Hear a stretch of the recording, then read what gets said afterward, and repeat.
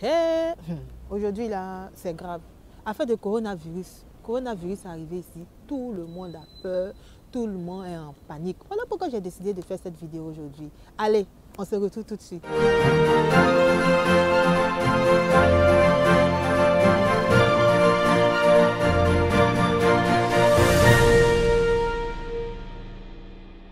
Voilà, nous sommes de retour. Bienvenue sur ma chaîne YouTube. Bienvenue sur ma part de motivation. Moi, c'est Diane Nyongoran. Aujourd'hui, j'ai envie de te parler d'un sujet, de la peur du coronavirus. J'ai voulu parler de ça tout simplement parce que j'ai constaté que c'est la panique totale dehors. À présent où je vous parle, c'est la panique totale dehors. Moi, hier, je n'ai pas suivi le discours du président de la République de France. Moi, je vis en France. Je n'ai pas suivi son discours. Et ce matin, j'allais accompagner mes enfants à l'école. Et dans le bus, tout le monde chuchotait, tout le monde parlait, tout le monde s'inquiétait. Je me disais, mais au fait, qu'est-ce qu'il y a? Et il y a une dame qui m'a dit, oui, le président a décidé qu'à partir de lundi, toutes les écoles seront fermées, les crèches seront fermées. Donc, c'est un peu la panique totale. On se demande quand est-ce que ça va rouvrir. Voilà, tout le monde est sous tension, tout le monde est en panique. Je me suis posé la question, mais pourquoi les gens sont paniqués par le coronavirus? Et j'ai réfléchi, j'ai compris que les gens sont paniqués du coronavirus parce qu'ils ont peur du coronavirus. Voilà pourquoi j'ai décidé de te parler aujourd'hui de cette émotion, la peur. J'aimerais te dire, en tant que femme, toi qui es peut-être chrétienne, sache que la peur ne vient pas de Dieu. Sache que la peur n'est pas une émotion qui vient de Dieu. Il faudrait que tu puisses le comprendre. Toi qui n'es peut-être pas chrétien, mais qui crois aux choses invisibles, sache que la peur est une émotion négative qui n'appartient pas à la positivité. J'aimerais te dire aujourd'hui en tant que femme que la peur est ton premier ennemi. Tu sais pourquoi la peur est ton premier ennemi? La peur est ton premier ennemi parce que la peur est une émotion qui ouvre des portes dans ton être. Des portes invisibles que tu ne vois pas. Des portes dans ton être par lesquelles tout ce qui est négatif va pénétrer. Par lesquelles, pour celles qui croient à la religion, pour celles qui croient aux choses spirituelles, lorsque tu as peur, tu ouvres des portes par lesquelles le diable et ses agents entrent. Et lorsqu'ils entrent, ils n'entrent pas juste pour venir se balader, juste pour venir te visiter. Ils entrent pour pouvoir pondre en toi d'autres émotions négatives qui vont te détruire. La peur est la pire des émotions que tu dois entretenir. La peur est la plus dangereuse des émotions si tu ne le sais pas. La peur est la mère de toutes les émotions négatives qui existent. C'est lorsqu'il y a peur que la jalousie arrive. C'est lorsqu'il y a peur que la méchanceté arrive. C'est lorsqu'il y a peur que l'angoisse arrive. C'est lorsqu'il y a peur que la maladie arrive. C'est lorsqu'il y a peur que le manque de confiance arrive en toi. Si tu ne le sais pas, je vais te le dire. Si tu veux, sois curieuse. Va faire des recherches. Fais des recherches sur cette émotion et tu verras comment cette émotion est négative. C'est la peur qui peut te rendre stérile. C'est la peur qui peut t'empêcher de faire beaucoup de choses. C'est la peur qui peut t'empêcher d'accéder à toutes ces choses que tu désires tant. Oui, c'est la peur. Parce que la peur, quand elle arrive, elle ne vient jamais seule. La peur, quand elle arrive et elle ouvre une grande porte pour que toutes ces émotions négatives là, qui existent là, arrivent. C'est la peur qui donne la voie. C'est la peur qui montre le chemin à toutes ces autres émotions. Tu n'as pas besoin d'avoir peur. Tu n'as pas besoin de t'inquiéter. Qu'est-ce qu'il est dit dans la Bible? Vous savez, le premier sentiment, La première émotion négative, pour ceux qui aiment beaucoup lire la Bible, la première des émotions négatives qu'ont connues Adam et Ève, c'est la peur. Et je crois que c'est dans Genèse 3 au verset 10. Lorsque Adam et Ève ont fini de manger la pomme, et lorsqu'ils ont su qu'ils étaient nus, la Bible dit qu'ils ont pris des feuilles de figuier et ils ont fait des vêtements qu'ils ont portés. Et ils sont allés se cacher. Et lorsqu'ils sont allés se cacher, il y a Dieu qui est venu, bon, c'est ce que la Bible dit, hein, dans le jardin, et il les cherchait, il les a appelés. Mais vous êtes où? Et ils ont dit, on se cache. Vous vous cachez pourquoi? Parce qu'on a peur. C'est ce que Adam et Ève ont dit. On a peur. On a peur parce qu'on a honte, parce qu'on sait que nous sommes nus. Vous voyez, le premier sentiment négatif qu'Adam et Ève ont ressenti, c'est la peur.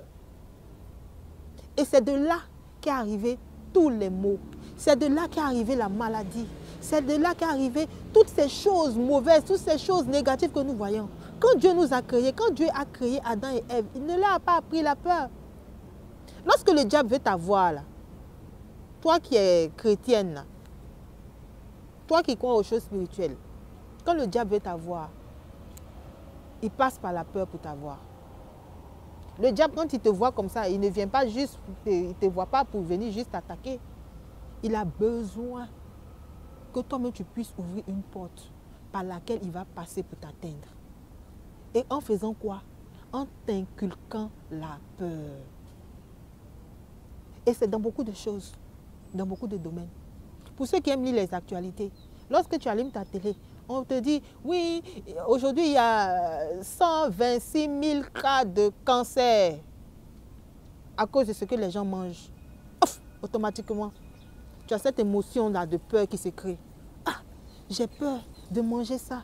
J'ai peur parce qu'il y a beaucoup de personnes qui meurent de cancer. Mais quand tu nourris la peur, comme je t'ai dit, la peur va venir avec d'autres émotions. C'est pour cela que parce que tu as peur de ça, tu pourras avoir cette maladie, tu pourras avoir le cancer. Tout simplement parce que tu as ouvert une porte par laquelle le diable peut passer pour t'envoyer cette maladie. Souvent, des personnes ont peur de choses même qui n'existent même pas.